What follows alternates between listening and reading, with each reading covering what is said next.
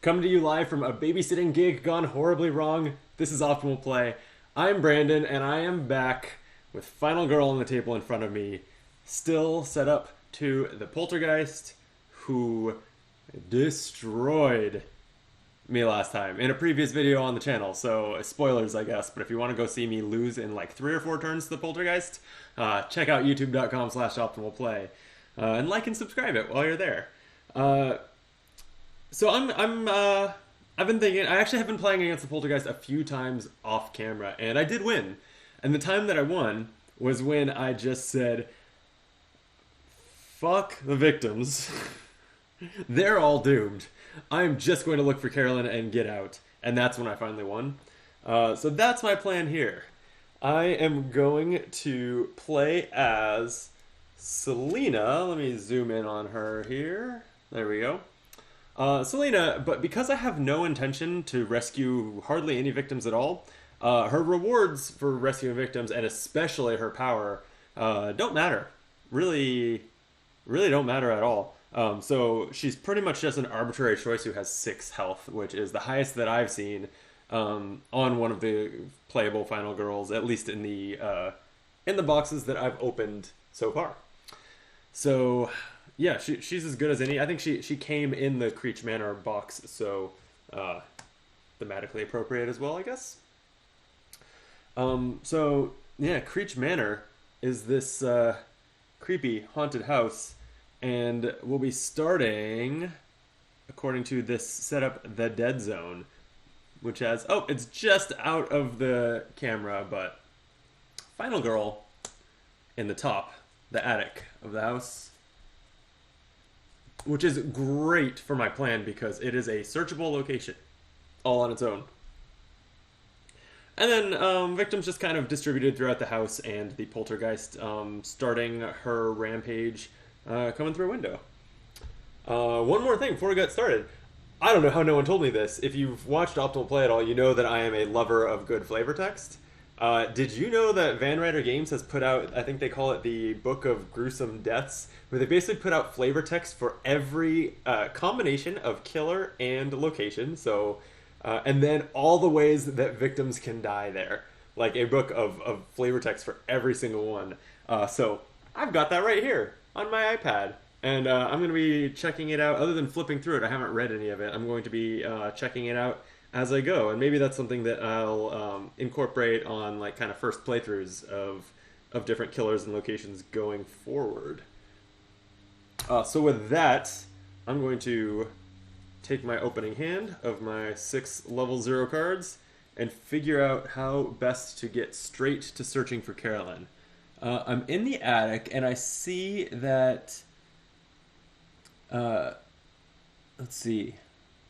Okay, I see that the first item I'll get when I search here is a list of things, which does help me rule out other locations as where I need to search, so that's great.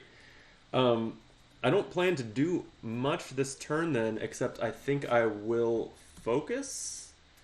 try to keep that threat, or that, excuse me, I've been playing too much hostage negotiator, that horror level under control.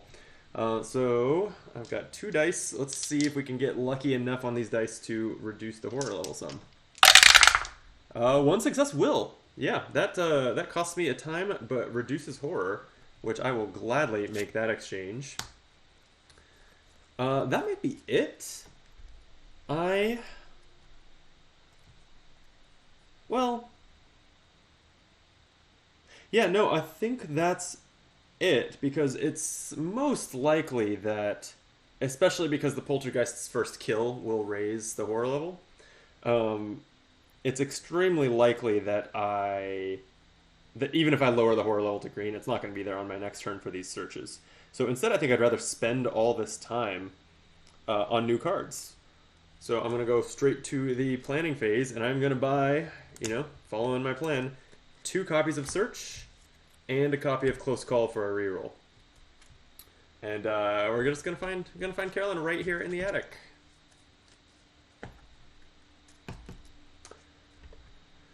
Okay, we've got our first. Oh! This is already. This video is going great. I forgot to do a starting event, so let me go back and double check. What is the event? I ain't afraid of no ghosts. Move each victim one space toward the attic, and then discard this card. It's coming from up there. Let's go check it out. Okay, well, that's pretty interesting, actually. Some of these victims are just going to come join me in the attic, which does attract the Poltergeist to me. But I think there's plenty more that the Poltergeist will stop and slay along the way, that I'm not too worried about the Poltergeist rushing to me.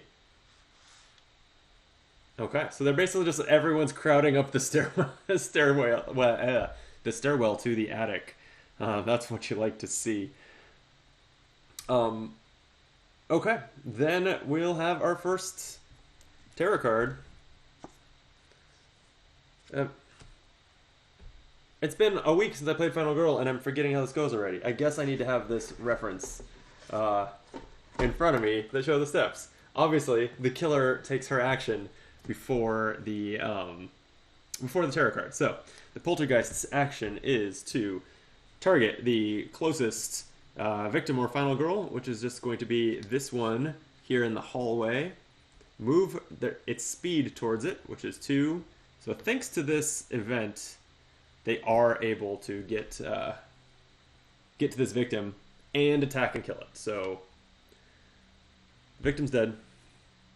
As we expected, horror level goes up because that's what happens here. And the next time a victim dies, which is probably next turn, the dark power is revealed, which is scary how fast that happens with the Poltergeist. But that is what it is. Let's check out the tarot card. Not yet. Not yet. I said I was going to read the flavor text. This triggers some, so I'm going to roll a die. This was just a general kill, which means there are six sets of flavor text, and we roll a die to see which one. And then once we've seen a couple of them, I'm sure we'll cheat to make sure we get one we haven't read yet. Robbie had tried to leave several times, but the doors just kept slamming shut and locking themselves. The windows seemed to have a mind of their own and wouldn't budge no matter how much strength he put into trying. Plain overhead is great for the audio for this flavor text. So he decided to try something, anything, that might help him survive. But how do you fight a ghost? Robbie would soon learn that you can't. When the ghost of Helen Creech approached him, he ran at her, swinging the broom he'd found at her head. Of course, it went right through her visage. His momentum resulted in him stumbling towards the stone fireplace, slamming his head into the corner, which cracked his skull and killed him instantly. Whew. Okay, these don't hold back. All right, it's a violent game. Story's violent too. I like it. Okay, finally, we're to our tarot card, which is the ground is shaking. Place the Poltergeist in your space. Attack the final girl or a victim, but it's going to be a victim because they go first. They get targeted first. So a victim is killed. Dark power is already going to be unlocked here, and it is Invisible Barrier. Oh boy, okay. That's this card right here. You may not enter an exit. You may not enter an exit space with Carolyn unless you have full health. Okay. Okay, that's fine. I just won't take damage. Poltergeist will probably leave me alone. Okay, this tarot card goes on to say, if you take any damage, all your moves during the next action phase are panicked. I did not take damage, though. What did happen is a victim died to this tarot card, which we are going to have a story for. Linda knew what an earthquake felt like. She grew up in California and had been through several of them. Join the club, Linda. Were this a natural earthquake, she wouldn't have been scared at all. But when the wooden floor beneath her started splintering and snapping, she gasped in fear. Shortly after, there was nowhere to move as she balanced on just a single floor joist. She looked down and there was only darkness below. The shaking stopped momentarily, but then resumed with a force no Richter scale could measure. The beam cracked and Linda fell into the darkness. All right.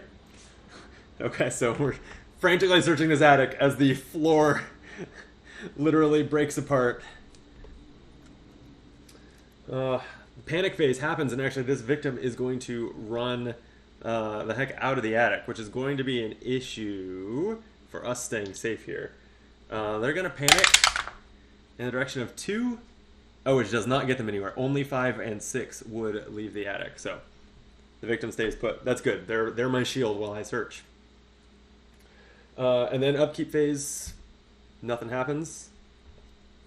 Back to my turn. And I think we're going straight for what we planned, which is to search. So I'm going to play search, which can give me access to item cards in my location. And I've got a reroll in hand. I've got cards to burn if I need to convert a partial success. I think this is as fine a time as any. And I fail. I fail really badly. 2 blanks. Well, I think I'm going to use my reroll then, my close call. So, close call says play after a roll to reroll any 1 die or spend 2 time to reroll 2, or to reroll all dice. I'm going to take the time expenditure because I can't buy more searches this turn, so I think I don't feel as strongly about having a lot of time at the end of the turn. So I'll spend 2 for a full reroll. Here we go. That's better. 1 success and a convertible success. I think I'm going to save my cards, though. The 1 success is fine. That will take the top item card of your space, and I know that I like that card, so I think I will just gladly take a list of things in the... And this says... The question is, will any of this help us? Immediately roll a die. On a 1 to 2 garage, 3 to 4 closet, 5 to 6 attic. Reveal all the item cards in the associated item deck, keeping their order the same, and then discard this card. So I'm kind of hoping to hit, like, the garage, because it's the furthest, and if I can eliminate that as where Carolyn is, that will feel great. Let's see what we get. We rolled a 3, though, which is going to be the closet. Okay. Okay, so we get to look at all the items in the closet, keeping their order the same. I'm going to go ahead and discard this item now, just to make some space here to look at these. So we've got crucifix, then the trash can lid, the old revolver, and the first aid kit. Okay, not only is that not Carolyn, not even Mr. Floppy, I guess the first aid kit, because I need to remain healthy, is interesting, but for the most part I think I can rule out going to the closet, and that feels strong to have learned that. So let's return these in order and probably never go to the closet. Okay, I feel good about that. I'm going to search again. I've used my reroll, but I do still have plenty of cards to convert successes, so we're going to go for it. We will search. And 2 successes! Oh, this is unprecedented luck for me in this game. 2 successes says take the top 2 item cards at your space and choose one. Place the other on the top face up or underneath face down. So this is excellent. We're going to look at the top 2 cards of the search deck, and they are Lucky Dice and the Ritual Dagger. Well,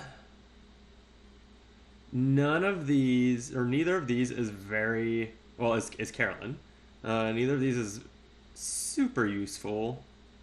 But I think the Lucky Dice is always solid. The Ritual Dagger is, a weapon, but there's so little fighting in this, in the Poltergeist scenario, so I don't think I need that. I will take the Lucky Dice, put it in my backpack, return the Ritual Dagger to the bottom of the item deck, which means there's only 1 left here, which now leaves me torn on whether to stay here to check that 1 card or be like, there's a 4 out of 5 chance Carolyn is in the garage, and just start heading there. Because right now we ruled out the closet, so there's 5 unknown cards left, and they are 1 item card in the attic. Actually, I guess 4 unknown cards, because we know the candle is the top card in the garage. So 4 unknown cards left. 1 in the... I guess we... To check the attic, we would have to wait 2 turns here so that we can buy our search back and search it again. And in that time, the Poltergeist, unless the tarot card makes it leave, the Poltergeist is going to fuck us up. So I don't think I like that play. I think I'm gonna get out of here. Yeah. I'm just gonna start walking down the stairs. Heading to the garage. This is going to be a critical blunder if the one remaining card in the attic is Carolyn, but odds are it's not, and this is a game with a lot of luck in it. I think you gotta play to your odds. So I am going to walk. Rolling 2 dice. 1 success is fine. That's gonna spend 1 time.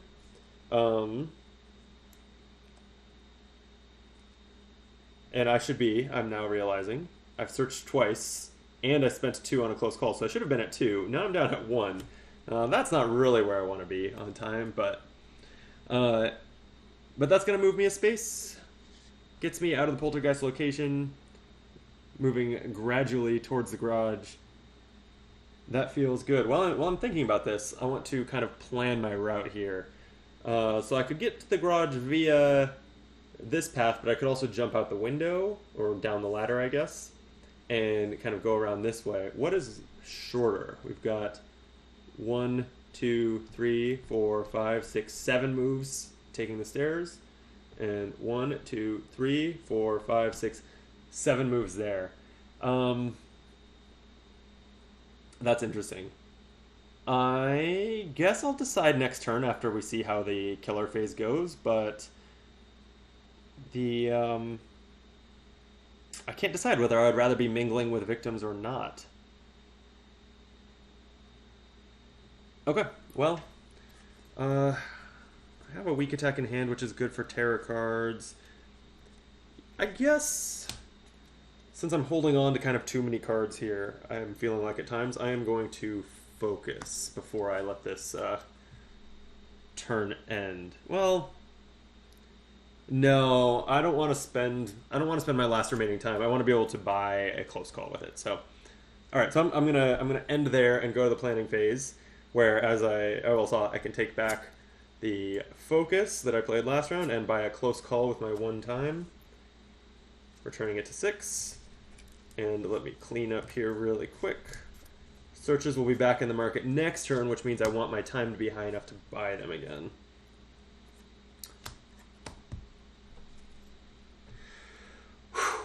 Okay, well, killer phase. For the killer's action, she is simply going to kill the other victim in the attic. And we're going to get story number 5. Some thrill seekers come to Creech Manor due to the stories they've heard, particularly about the attic. That's fitting. Which, based on urban legends, is the deadliest room in the house.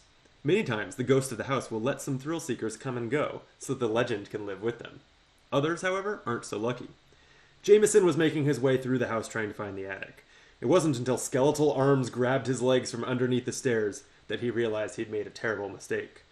Bony tendrils of fingers dug into his skin, scratching it off of his ankles until only the bone remained.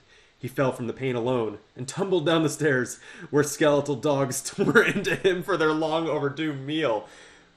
That's pretty screwed up. Damn. Okay. Sorry, Jameson. You fall down the stairs to the skeletal dogs and into the dead pool. Bloodlust rises, thankfully not triggering any new effects. And we've got our terror card. The windows and doors just slammed shut. If you're inside, you may not move during the next action phase. If you're outside, you may not enter the house during the next action phase. And this triggers an event. Okay. So, I just can't move. I can't move. That's okay. The poltergeist has victims between me and her, and so that should be fine. She should focus on the victims, and it's okay if I'm stuck here. I won't get hit. Okay, what's our event, though? Pushed to the edge.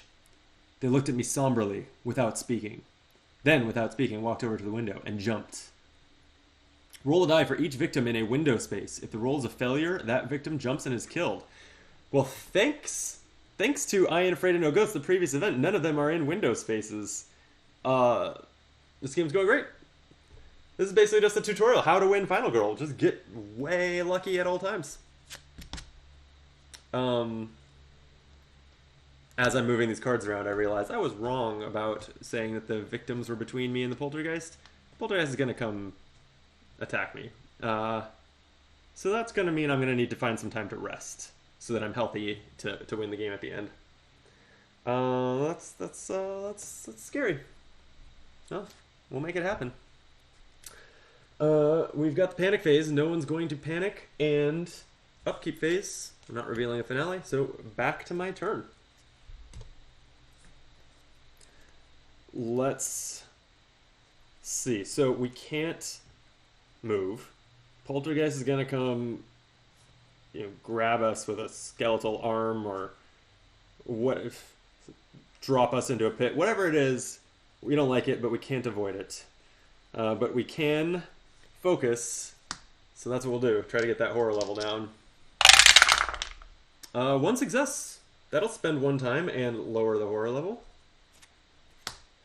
And I think I'll do it again.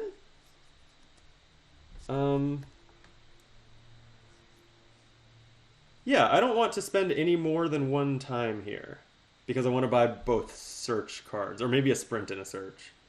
So a complete failure on focus loses 2 time. I don't love that. So maybe I wait. I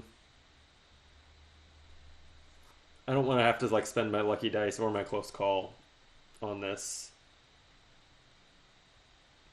Yeah. Yeah, I think we stop here.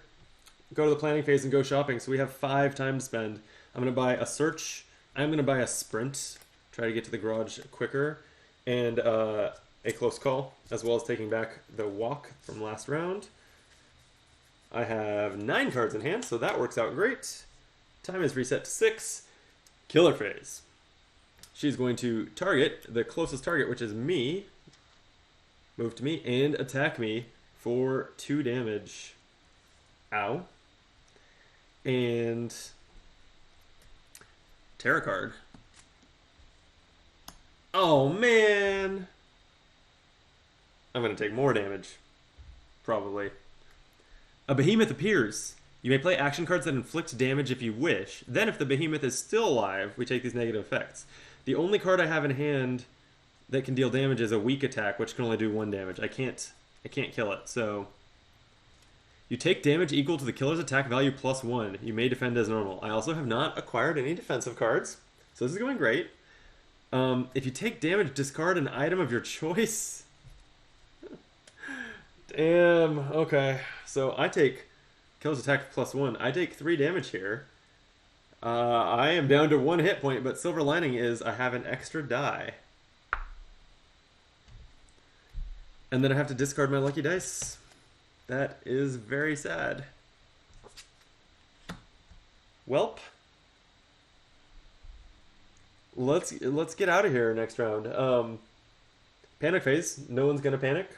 Upkeep phase. Nothing happens. So on to the next round.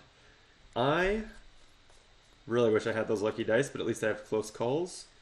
So I think I'm gonna focus and see if I can get down to the green now. Now that I already have 3 dice, I should be able to succeed at a focus. Here we go. 2 successes. Hell yeah. That's 2 time. -2 horror. We're safely in the green. Although the next time she kills a victim, she gains 2 horror. So it may be short-lived, but I love that outcome. And now let's sprint the hell out of here. And let me double check since I miscounted I misrepresented the directions from the attic earlier looking at the killer's move. 1, 2, 3, 4, 5, 6, 7 versus 1, 2, 3, 4, 5, 6, 7 spaces to the garage either way. Or I could go back up to the attic and search there just to make sure that Carolyn's not that 1 remaining card. I actually kind of think that's my play here.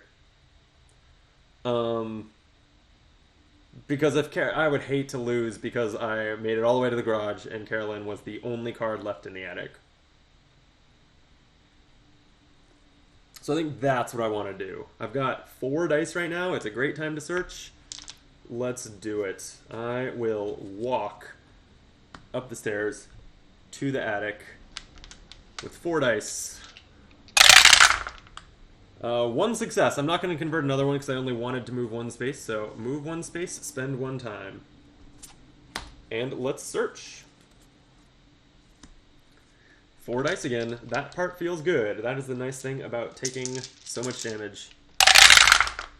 1 success. That's fine. I only needed to deal with the 1 card there. So 1 success is take the top item card at your space. It is... It's Carolyn. I can't believe it.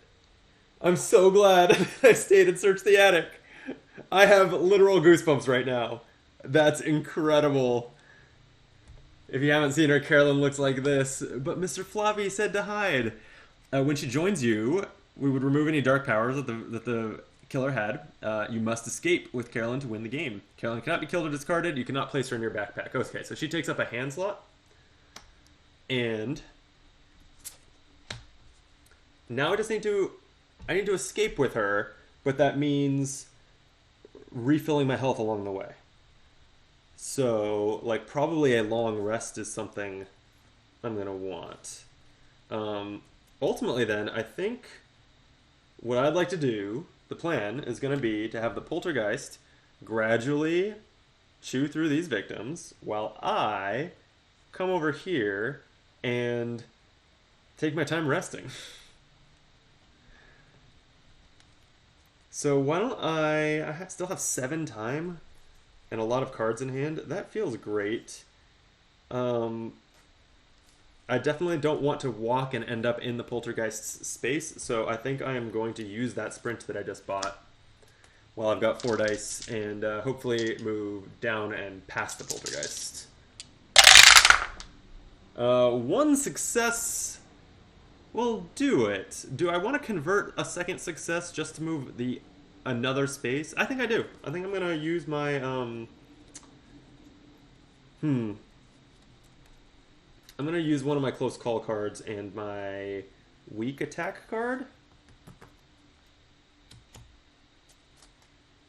to convert this into a success, spending 1 time from the effects of the sprint card and moving 3 spaces. So I'm going to go 1, 2, 3. That's amazing. All I have to do now is rest up to full health and make 1 more move. Turns out this is how you beat the Poltergeist. Ignore all the victims and just go Carolyn hunting. Okay, then that's going to end... No, do I want a short rest yet? It would potentially consume time, and I would lose my die. No, I think I want the dice for now. Let's see. What's my plan here? Yeah, okay. So I'm gonna end this turn. I'll go to planning. Do I just buy a long rest now? Probably. That sets me up to potentially win next turn. I have 6 time, so I can take a long rest. Oh, I have 1 time left. That doesn't buy anything. Okay, I'm going to be... I've got time, I think. I'm going to play it safe here. I'm going to take a guard, which can help prevent damage. That'll also help me eventually rest up to full health as well as not die while I'm at 1. So I have 4 time left. I will take a...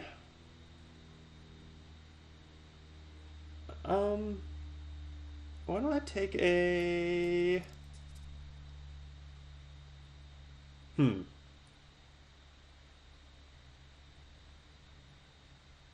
I can't, since there's no close calls in the supply, it's like an odd number to spend here. I think I'll just take planning and maybe set up planning. Oops, I should clear that out. Maybe set up planning for the next turn to buy a long rest, and then have planning into long rest to like make sure that I crush it. I think that's what I'll do. Planning's not a card that I use very often either, so I'm going to find its purpose here. Okay, so I'm taking back the focus that was in my that I played last round, and am sorting these cards out. Okay, killer phase. The killer is going to head towards the victims, kill one, and we're going to get story number 3 here. Lil Babad was a rapper trying to catch his big break. He thought he was coming and rapping about a haunted house. He thought coming and rapping about a haunted house would be something that no one had done before. He didn't expect the haunted house to be real, though. He rapped about victims meeting untimely deaths due to paranormal events. He thought he had heard screams from elsewhere in the house as he spit lyrics, but surely it was just his imagination. His final verse told of a man frozen by fear that was consumed by the shadows. As he finished the song, the last verse became true, and shadows overcame him. When he realized what was happening, he let out a terrible shriek, but, along with his life, it soon faded away. I love that they've, invented all these, really simple characters here. It's not just like, oh, a person was found dead. It's like, no, Lil Babad was a rapper, and he thought it'd be badass to rap about a haunted house. It's silly, but fun. Okay. Terror time. Everything was flying around. Before I resolve that, we did kill a victim, so the bloodlust track is up. The poltergeist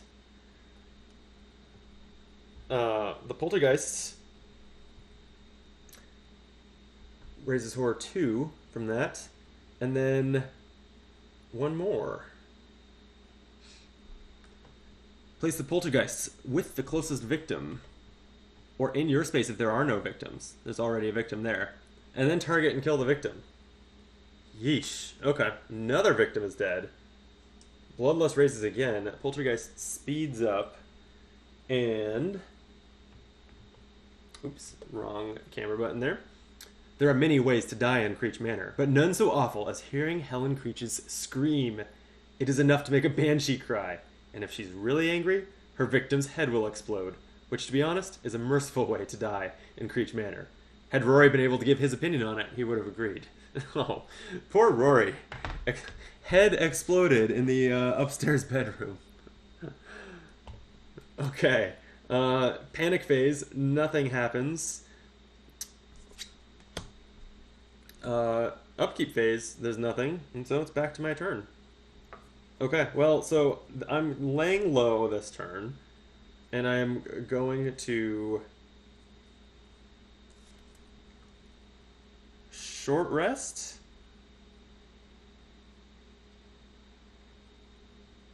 Right now I have 3 dice.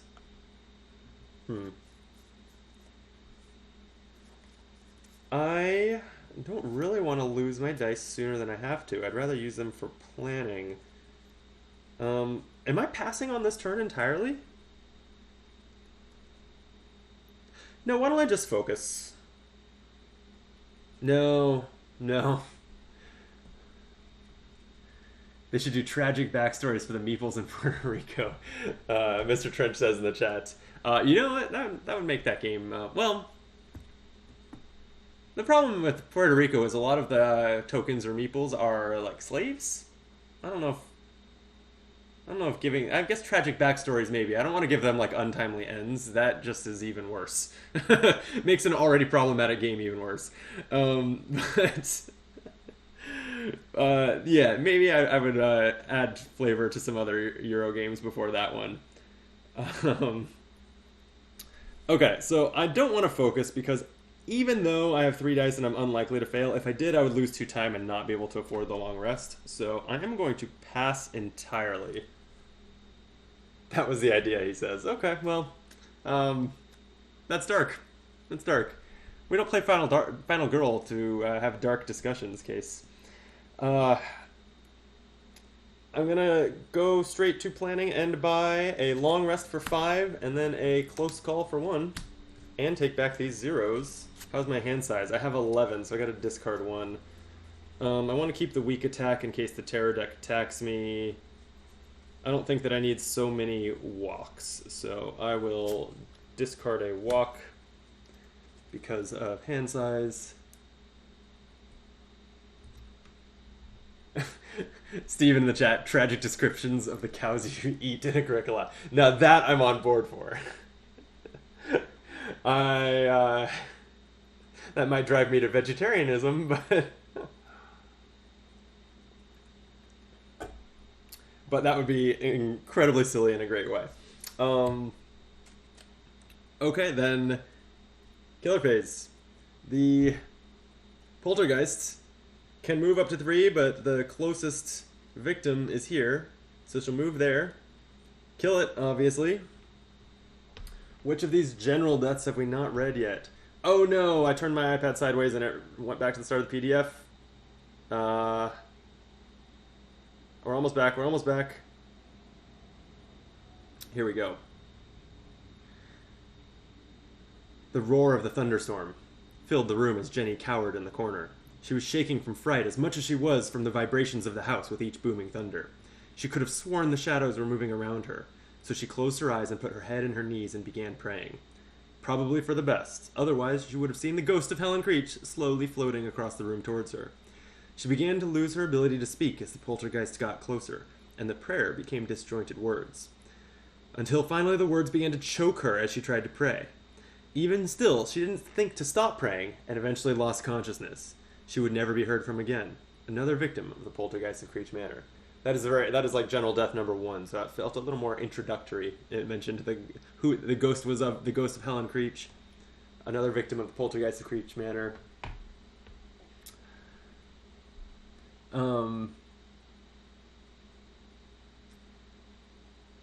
Yeah, I actually like the little humanizing elements from the murder pulls in this.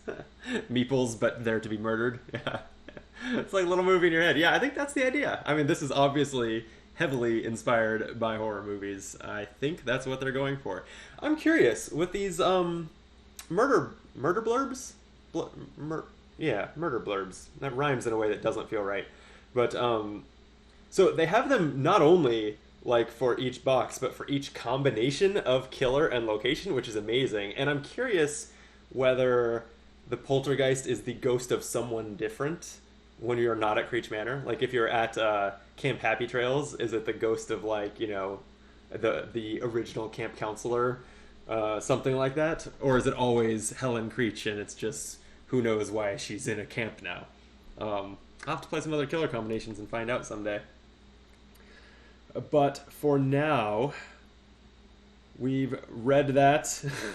There's no panic phase. The panic phase is too fast. We've got a tarot card. So the tarot card is Unstoppable Evil. Roll a die. Okay. It's a 5. Take damage equal to your roll. Oh, geez. Or kill that many victims. You choose which victims.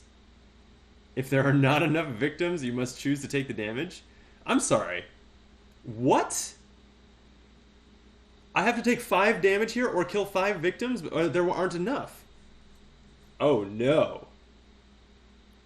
Okay. Well, here's where we're at then. I'm about to take 5 damage, which, since I have 1 health, would obviously kill me. Thankfully, I bought that guard. And on a double success, I can ignore all damage. So that's the plan here. Is I've got 3 dice.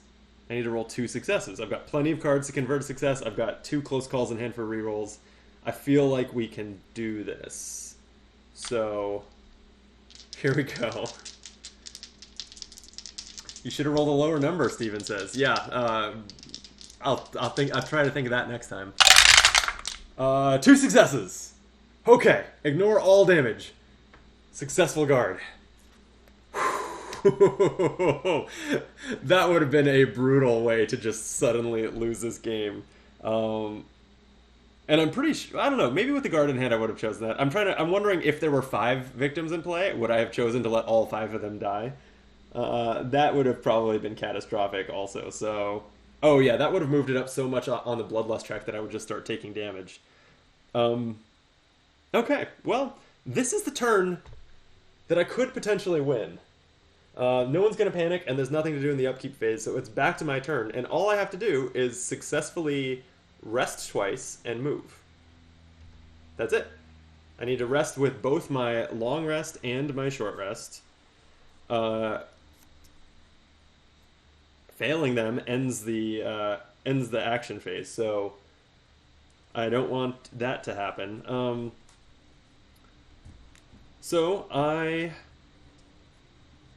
Which one is worse to fail?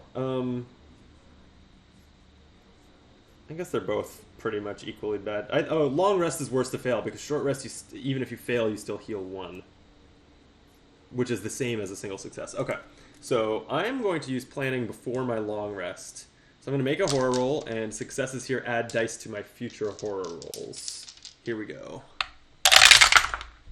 Yeah, 2 successes. I rolled 3 successes miraculously. So that's going to give me +3 dice on my next horror roll, which is going to be long rest. Oh, and that didn't even cost me time on a full success there. Okay, so I've got 6 dice for this long rest. 2 successes will heal me by 4 out of the 5 I need to heal. Let's do this. 2 successes on 6 dice. That is not unlikely. So I'm going to heal for 4 and spend a time. Okay. Let's move. So that planning only lasted for the next horror roll, so that's it. For that.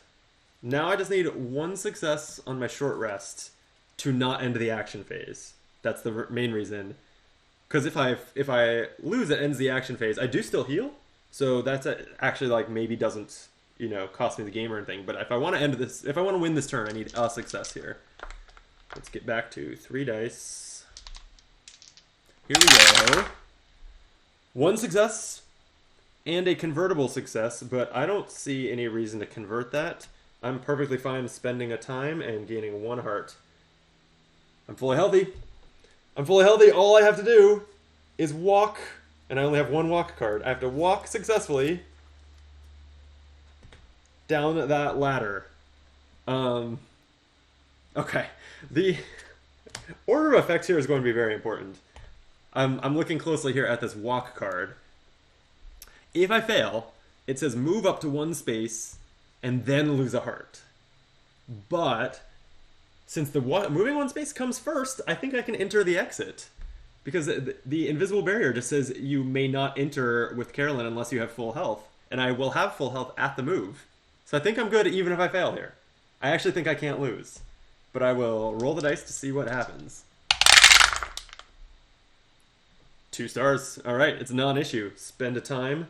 Move 2 spaces. I've got Carolyn. I win! Take that, Poltergeist! Yeah, okay. I feel like I have definitely cracked the code on how to handle Poltergeist. It really is just the victims are your clock as the Poltergeist moves through the house, killing them, and you have to search and do nothing else, and then escape. All right, I'm curious. I'm curious. What would the killer's finale have been? Relentless assault. It would start sending the Poltergeist to our space every turn and attacking twice. So we would not have survived that for very long. That's awesome. Oh, okay. Okay. And, I'm live streaming this. I was saying this on the stream. You can catch these whole streams archived in the live section of the channel, but we also, you're probably watching this as the video that I cut out of that and uploaded as a proper video to the channel. I had said on the stream, we already have a video of me losing, so this might only actually become a video if I win. Thankfully, no risk there. Pulled off the win. So, thank you for watching. If you enjoyed this or didn't enjoy this, either way, it would be great if you liked the stream and/or video, whichever whichever version of this you're watching. Hit that like button. If you subscribe to Optimal Play, that also helps us grow, helps us out a lot. We'd really appreciate it. I am going to be back shortly. I think I will do it without cutting off this stream. So if you're watching live, I'll be back to play, and I have it just off camera here. Well, I guess the fronts of these boxes don't tell you much about what's inside them. You got to look at the spine for that. But gonna try Frightmare on Maple Lane next, and I'm excited. After several games with the Poltergeist on camera and another like half dozen of them off camera in the last couple weeks, I'm excited to move on to the next box. So, sweet. Join me for that, and I'll see you then. Till then, be optimal.